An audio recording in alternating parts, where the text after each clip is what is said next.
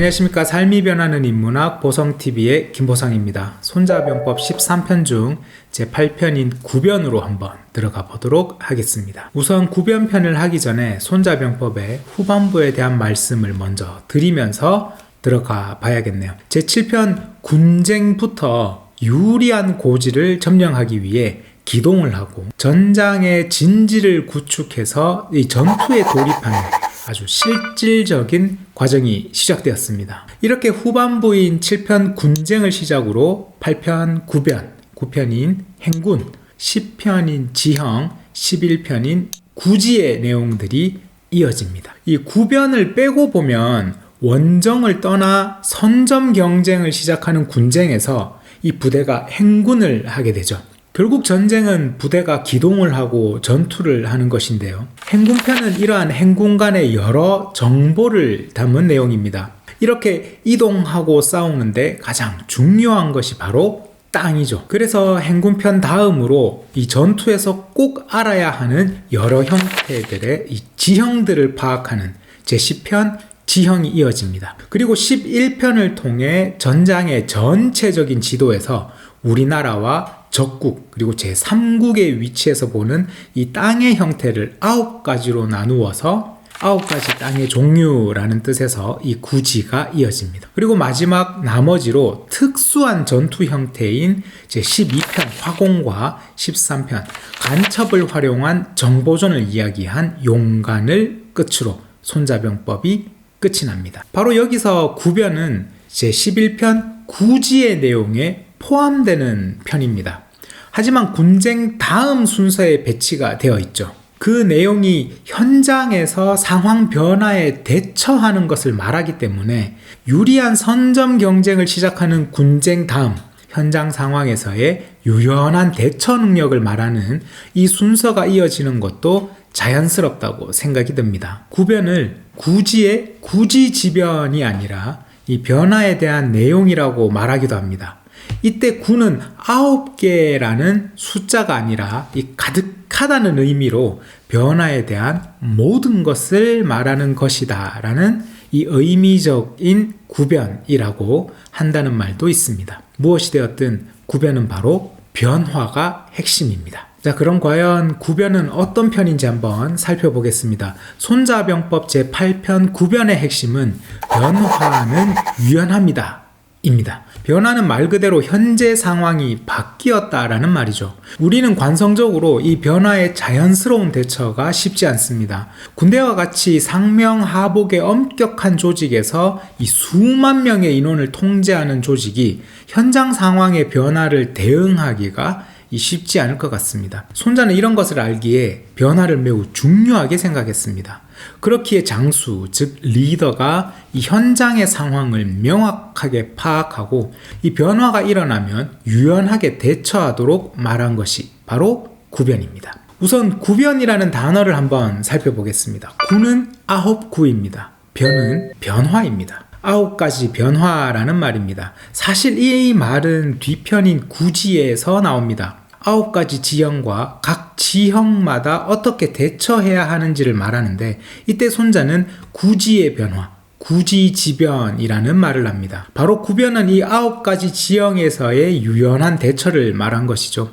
그리고 변화의 대처는 너무나도 중요하기에 구변이라는 편을 따로 빼내어 여기 군쟁 다음으로 배치를 한 것 같습니다. 상황의 변화에 유연하게 대처한다는 것은 매우 어렵습니다. 우리 개인으로만 보더라도 이 삶의 습관이 하루의 관성이 되어 있기에 새로운 무언가가 변화를 준다는 것이 얼마나 어려운지 다들 경험해 보셨을 겁니다. 그런데 규모가 큰 조직은 어떨까요? 규모가 커지면 커질수록 더욱 변화는 어렵습니다. 어렵기 때문에 매우 중요합니다. 그리고 리더의 유연한 사고방식과 대처 능력이 더욱 중요하다는 것을 말합니다. 자, 그렇다면 어떻게 상황의 변화에 유연하게 대처할 것인지 이 본문의 전체적인 맥락을 통해 한번 확인해 보겠습니다. 손자가 말했다. 무릇 용병하는 법은 장수가 왕으로부터 명령을 받아 군대를 징집하고 군사를 합하여 무리를 모은다. 범지에서는 주둔하지 말고 구지에서는 외교를 맺고 절지에서는 오래 머물러 있지 말고 위지에서는 계책을 내고 사지에서는 싸워야 한다. 길에는 가지 말아야 할 길이 있고 군대는 치지 말아야 할 군대가 있고 성에는 공격하지 말아야 할 성이 있고 땅에는 다투지 말아야 할 땅이 있고 왕의 명령에도 따르지 않아야 할 명령이 있다. 1. 변화 9지형의 변화와 5가지 이론. 군쟁과 같이 군대를 모으고 출정을 떠나는 구절로 시작을 합니다. 자, 그런데 여기에 5가지의 지형이 나옵니다. 범지, 구지, 절지, 위지, 사지라는 땅이 나오죠. 이는 나중에 11편 구지에서 자세히 나오겠지만 일단 이 땅들의 모습부터 한번 알아보겠습니다. 자, 일단 전쟁이 일어나면 우리나라, 적국, 제3국이 있습니다. 여기서 적이 우리나라로 쳐들어와서 싸우게 되면 이때 땅을 산지라고 합니다. 전쟁이 우리 집 앞마당에서 벌어지니까 일단 병사들이 무엇하면 바로 도망가기가 좋겠죠. 그래서 흩어질 산, 즉 흩어지기 좋은 땅이다 라고 해서 산지라고 합니다. 그런데 내가 원정을 떠나서 적국으로 들어가서 싸운다. 그러면 바로 적의 땅에서 싸우게 되는 것을 절지라고 합니다. 건너갈 절 혹은 끊어질 절. 이미 적국으로 건너갔기에 도망갈 길이 끊겼죠. 구지는 우리나라와 적국과 제3국의 국경이 맞닿은 땅을 말합니다. 구는 내거리 구자인데요. 길이 우리나라, 적국, 이웃나라 모두 통해 있는 이 사통팔달의 땅이다 라는 뜻이 됩니다. 그리고 나머지 3군데는 행군과 전투의 지형을 말하는데 범지는 산과 계곡, 늪지와 같이 움푹 패여있는 땅을 말합니다. 이때 범은 우묵한 곳 범자입니다. 손자병법 책을 보면 많은 책에서 이 범자가 빗자로 되어 있습니다. 이때 빗자는 허물어질 빗자입니다. 자, 마찬가지로 범지, 비지는 푹 꺼진 땅을 말하는 거죠. 그리고 위지는 사방이 둘러싸인 땅을 말합니다. 그래서 적들에게 포위되기 쉬운 땅을 말하죠. 마지막으로 사지는 죽을 사, 즉 도망갈 곳이 없는 아주 위험한 땅입니다. 이렇게 5군데의 땅이 나오고 말한 것처럼 습하고 파인 땅에서는 주둔하지 말고 사통팔달의 땅에서는 외교를 맺어야 하고 적진 깊숙한 땅에서는 오래 머물러 있지 말고 포위되기 쉬운 땅에서는 계책을 세우고 사지에서는 죽기 살기로 싸워야 한다는 말이 나왔습니다. 원래 구지편에서는 9개의 땅이 나오고 이러한 땅에서 어떻게 대처할지가 나옵니다. 이러한 대처 방법을 구지지변 9개 땅에서 유연하게 상황 대처를 하는 것을 말합니다. 하지만 구변에서는 이 중 5개의 땅을 말하고 이러한 땅에서의 행동하는 법을 말했는데 구지편의 구지지변을 축약해서 상황에 대한 유연한 대처법을 이 대표적으로 말해줍니다. 자, 그리고 이어서 이 5가지를 말합니다. 가지 말아야 할 길, 공격하지 말아야 할 군대와 성, 다투지 말아야 할 땅, 따르지 않아야 할 명령에 대한 5가지입니다. 손자는 소불유라는 말을 했죠. 반드시 해야 한다는 필자와 상대되는 말인데 손자의 이 5가지 하지 않아야 할 것들을 이로움이다 라고 말합니다. 심지어 왕의 명령이라도 따르지 말아야 할 것이 있다. 어명이다. 어쩔 수 없다. 따라야 한다. 가 아니라 상황을 보고 따르지 말라고 한 것입니다. 그만큼 현장에서 수만 명의 목숨을 책임진 이 장수의 판단이 중요하다는 것입니다. 결국 이렇게 하지 않음으로 이로움을 얻게 된다. 앞편이었던 군쟁편에서 치변을 말했습니다. 변화를 다스린다. 그것은 깃발이 정돈되어 있고 진영이 잘 짜여진 부대를 공격하지 않는 것이라는 말이었습니다. 비록 그렇게 하기로 계획을 했지만 결국 상황이 변하면 현장에서 유연하게 다른 결정을 내려라.